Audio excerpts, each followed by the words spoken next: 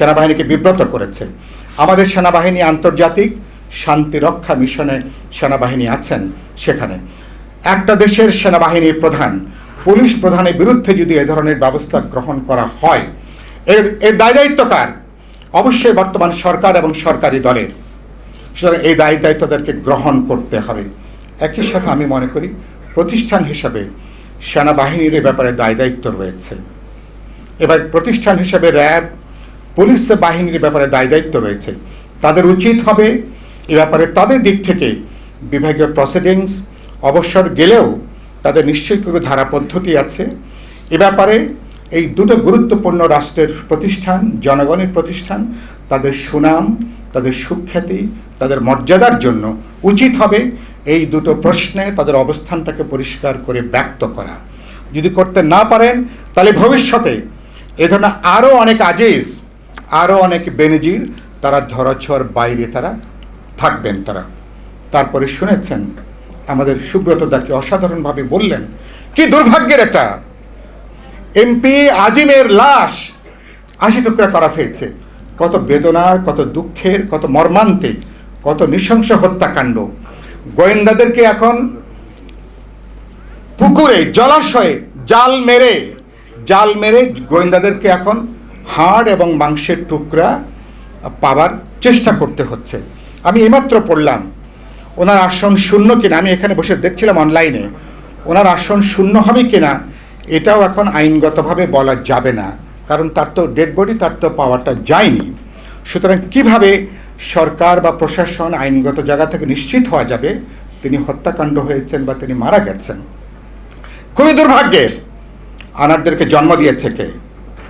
MP আজিমকে জন্ম দিয়েছে কে? এবং ইতিমধ্যে বেরিয়ে এসছে। এখানে উপস্থিত যে গণমাধ্যমগুলো আছেন, আপনারা সবাই প্রতিদিন সাক্ষ্য দিচ্ছেন কীভাবে সোনা চালান, চোরাচালানের শুরু। কেউ লিখছেন 5 কোটি টাকার, কেউ লিখছেন 200 কোটি টাকার দেন দরবার। মানে কত অসংখ্য কাহিনী এখন বেরিয়ে এসছে। আজিমকে একজন, এবং দুর্ভাগ্যজনকভাবে তাদের বড় শেল্টার হয়ে দাঁড়িয়েছে বর্তমান সরকার, রাষ্ট্র, এমনকি সংসদ।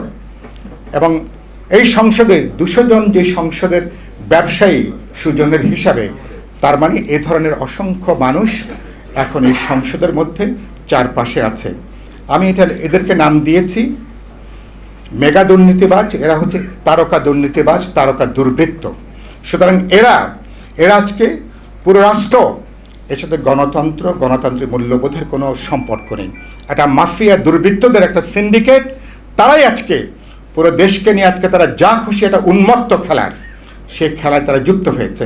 এই হলে আমি আগে এখানে বলেছি বহুবার, মত্ত জুয়ারি, জুয়া খেলতে খেলতে সব যখন হারিয়ে ফেলে, নিজের পরিবারকে পর্যন্ত সে জুয়ার কোর্ট এসে বসিয়ে দেয়। ইভেন অনেক স্ত্রীকে পর্যন্ত সে জুয়ার দাবার কোর্ট এসে হাজির করে। সে এই সরকার যে কোনোভাবে ক্ষমতায় থাকতে যে 14, 18 এবং এই 24 সালে নিজেরা যেটাকে দামি আখ্যা দিয়েছে, দামি নির্বাচনের পরে বাস্তবে 18 কোটি মানুষ পুরো দেশকে এখন তারা জুয়ার কোর্টে এখন তারা দিয়ে দিয়েছে। এবং তারা নিজেরাই সাক্ষ্য দিচ্ছে যে তারা পাশের দেশ ভারতের সহযোগিতার জন্য তারা এখানে ক্ষমতায় আছে। দেশের মানুষ ভোটারদের সমর্থনে নয়, তাদের কোনো পপুলার কোনো জনম্যান্ডেট থেকে নয়, পাশের দেশের বহুমাত্রিক সমর্থনের জন্য তারা এখানে ক্ষমতায় আছে। তার মানে কি তাদের শেকড়টা বাইরে। তাহলে এ ধরনের একটা জবরদস্তির সরকার এখন তারা এখানে ক্ষমতায় আছে।